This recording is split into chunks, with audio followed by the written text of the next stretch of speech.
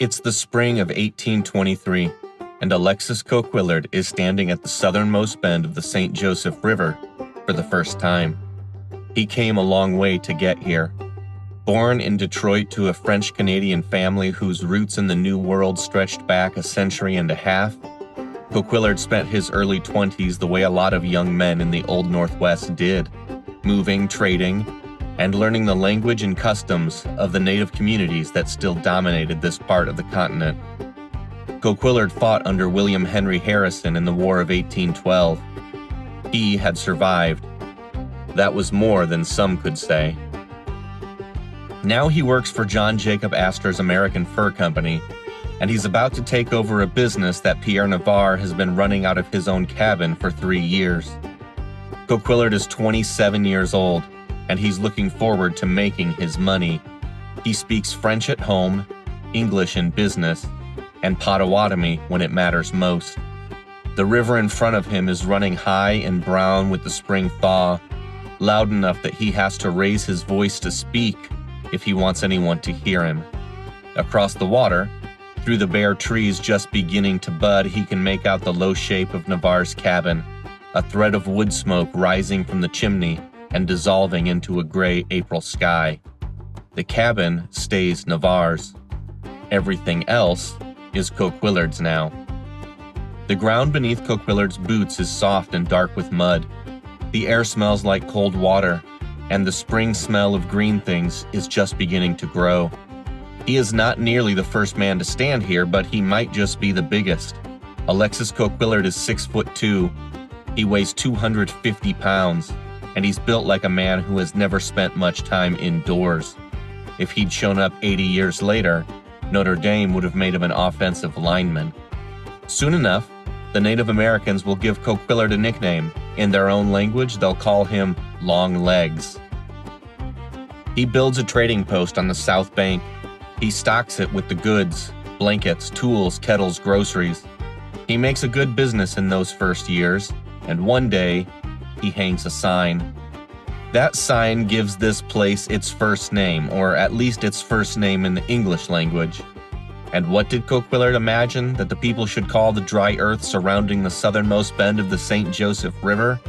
What did he scrawl into that first sign? It's not what you think.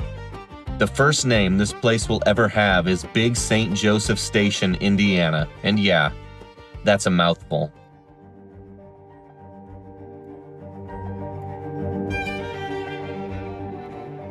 Hello and welcome to A Bend in Time, presented by the History Museum in South Bend. I'm your host, Aaron Helman, and during this series, we're exploring the earliest years of South Bend, long before it was incorporated as a city, long before the Civil War, back in the earliest years, when it was just a few pioneers scratching out a living. During the course of this episode, you'll hear fictional advertisements for very real historical companies and products. We do that to help break up the podcast, provide some levity, to include just a little more history than we could otherwise, and to give you a sense of the time and place when and where all of this is happening. The absence of actual paid advertisements is made possible by the generosity of our donors and sponsors. One more disclaimer. In order to make things a little easier, I am going to refer to the area as South Bend for the duration of the episode, even though we'll be discussing history that predates the city and predates the South Bend name.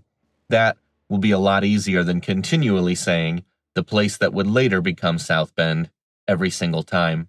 And now, with all that out of the way, let's join Navarre, Coquillard, and Lathrop Miner Taylor in the fur trading world of the 1820s, and let's try to explain how all of that actually worked. And in order to understand how that world worked, we're going to have to understand the man who built it, John Jacob Astor. Astor was a German immigrant who arrived in the United States in 1784 with essentially nothing. Within 20 years, he had become the most powerful figure in the American fur trade. Within 40, he would be the first multimillionaire in the history of the United States. He accomplished this through a combination of genuine business genius, relentless ambition, and a flimsy relationship with the concept of fair competition. Here is how the fur trade worked and where Astor fit into it. At the bottom of the system were the Native Americans who did the actual work of trapping and hunting. They were the primary producers in what was an absolutely global supply chain. A beaver pelt harvested along the St. Joseph River in Indiana could eventually find its way to a hat maker in London or Paris, where it would be turned into one of the broad-brimmed felt hats that had been fashionable across Europe for more than a century. The distance between the trapper and the customer was enormous. The share of the profit that made it back to the trapper was less enormous. When Native Americans were driven out from one area, white men would start trapping in their place. Astor and his operation preferred to work with the natives. They were easier to exploit. So, Astor kept pushing the boundaries of the nation, finding the places where he could source his furs as cheaply as possible. Above the trappers in the hierarchy were the trading post agents, men like Navarre and Coquillard, who acted as the intermediaries between the native communities and the larger companies.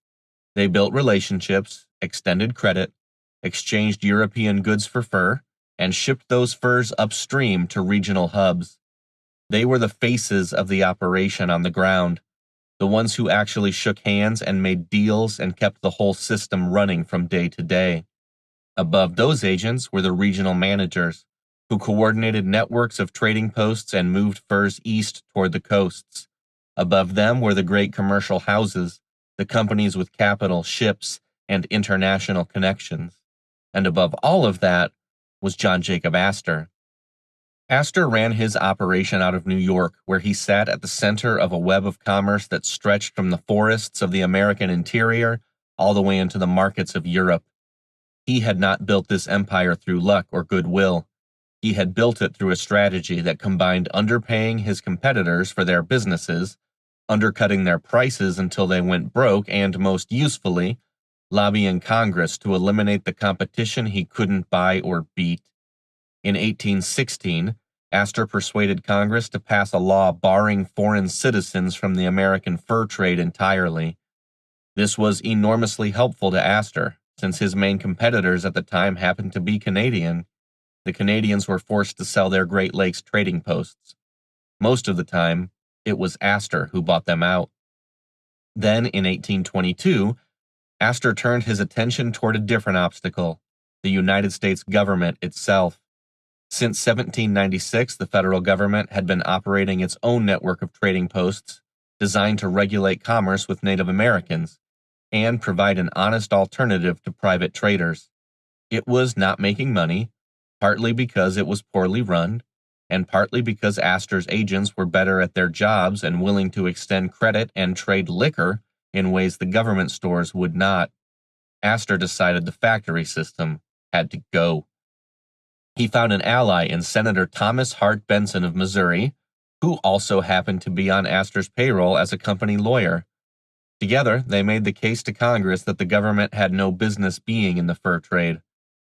When congressional investigators examined the government's inventory to evaluate its competitiveness, they found, among other things, 1,152 unsold jaw harps. Astor and Benton seized on that as evidence of incompetence, and they got Congress to agree with them. The system was abolished before 1823. With foreign competitors eliminated and government competition gone, Astor's American Fur Company controlled about 90% of the American fur trade by 1830. It was the first supermonopoly in the history of the United States.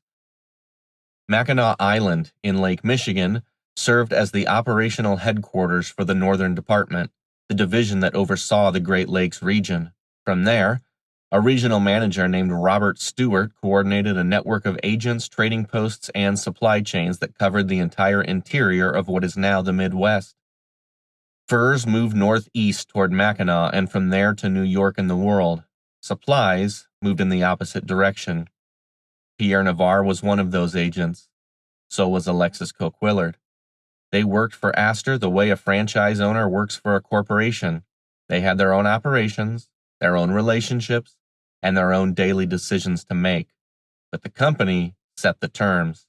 The company owned the supply chain, and the profits, after the agent's share, traveled northeast toward Mackinac Island, and then to a townhouse on Broadway in New York, where John Jacob Astor was becoming the richest man in America. None of this was lost on the traders in South Bend, but they had sense enough not to complain about it. They made a good living as a low-level cog in Astor's massive operation. After the break, we'll get into how they did it.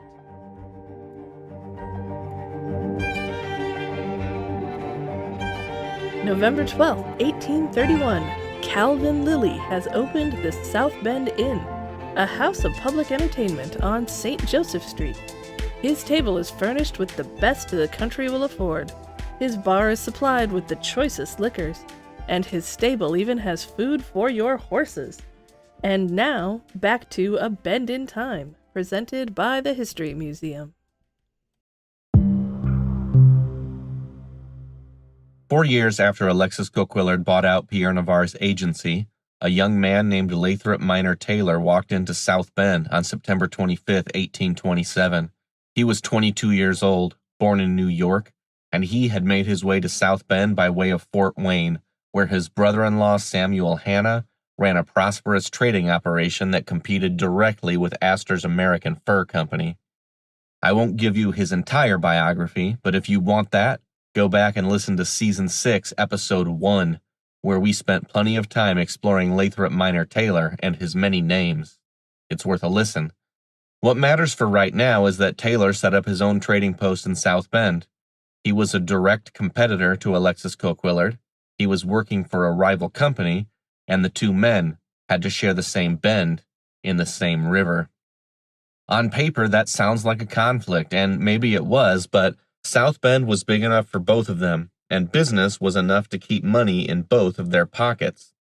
Here's how they made their money, and it has less to do with furs than you might expect. Alexis Coquillard knew that John Jacob Astor wanted furs, and Coquillard kept a small cut every time he bought fur and sent it upstream toward his bosses at the regional hub. As for anything else he could buy and sell, well, his bosses didn't care about that. So long as he kept the furs coming, he was free to do whatever else he wanted with his time and his trading post. What Coquillard wanted to do was exploit the portage. Lathrop Miner Taylor wanted to do the same thing. So, when travelers and traders and trappers arrived at the portage on a part of their journey across the continent, Coquillard and Taylor were nearby, ready to relieve them of any of the goods they couldn't or didn't want to carry for the duration of that 4-mile hike to the next river. Maybe it was a trapper who was more successful than he'd expected. Maybe it was a 3-man team whittled down to 2 by some unspeakable tragedy. Maybe it was just someone who hadn't thought about how necessary all of their cargo was until it came time to load it onto their backs. When people realized they were hauling more than they could carry, they were happy to sell off the excess at whatever prices Coquillard or Taylor would offer. Things that were heavy and not strictly necessary were suddenly available at prices that reflected exactly how heavy and unnecessary they were, which is to say, very cheaply. Coquillard and Taylor bought it all: blankets, tools, cooking pots, cloth, boots, hardware, foodstuffs, anything that a traveler needed to be rid of. They paid low because they could, and then they turned around and sold to the next traveler or settler coming through who needed exactly those things. They sold at whatever the market would bear, which was considerably more than what they'd paid. Astor wanted furs. Hanna wanted furs. That was what the contracts were about. That was what the ledgers tracked. That was what got shipped upstream to the regional hubs and eventually to the markets of New York and Europe. Coquillard and Taylor delivered furs. They ran competitive operations.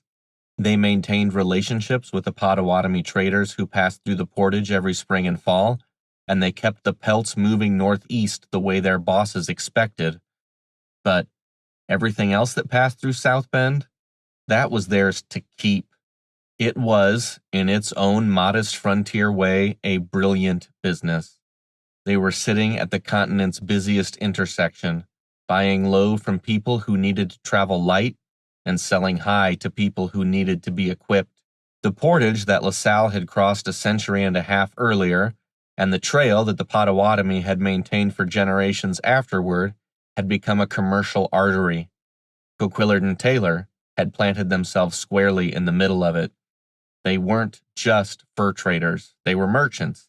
And as the years went on and more settlers began arriving in northern Indiana, the merchant side of the business would start to matter a lot more than the fur trading side. When we come back from the break, we'll find out why. L.M. Taylor buys hides at the best prices in town. Get more for your deer skins, beaver pelts, and rabbit furs at L.M. Taylor's. You worked hard to get it. Let us pay you well. No need to visit any other shop. Taylor's is all you need. And now back to A Bend in Time, presented by the History Museum. While Coquillard and Taylor were buying low and selling high in South Bend, something was happening on the other side of the world that neither of them could see coming. It was something that was going to change everything.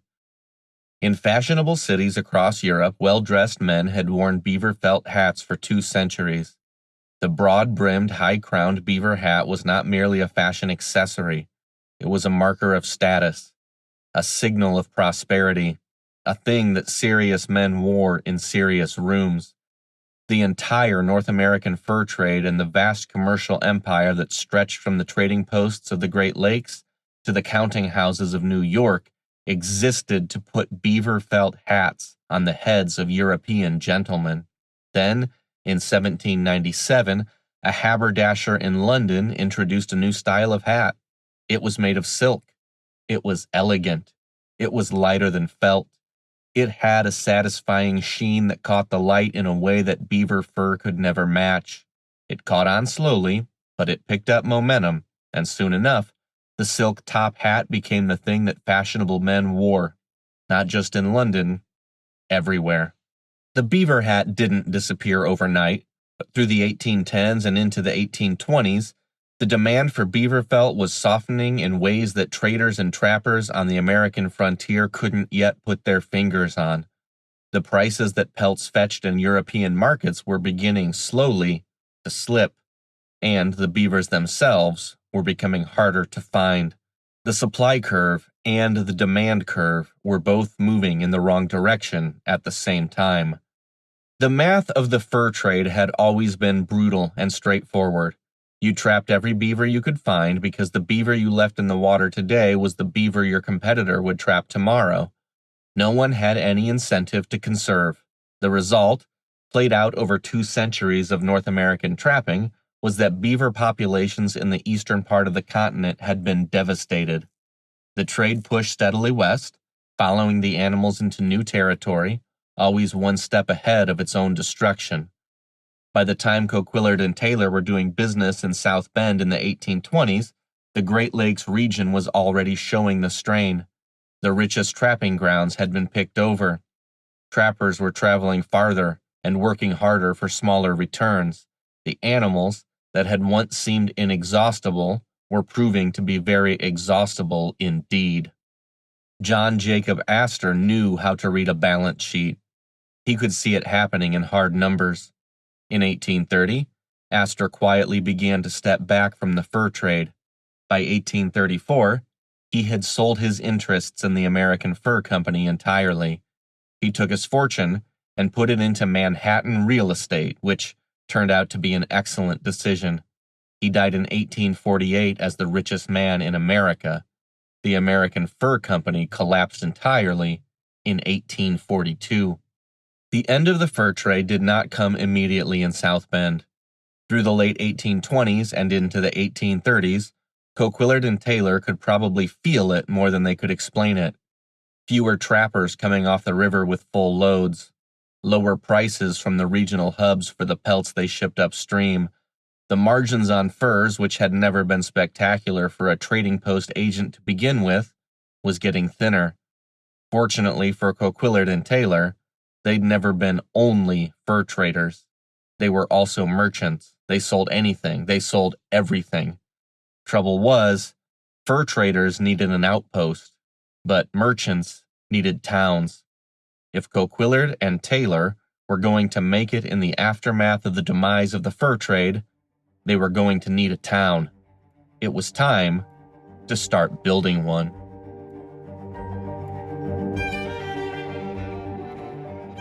Hey, thanks for joining us on A Bend in Time presented by the History Museum in South Bend.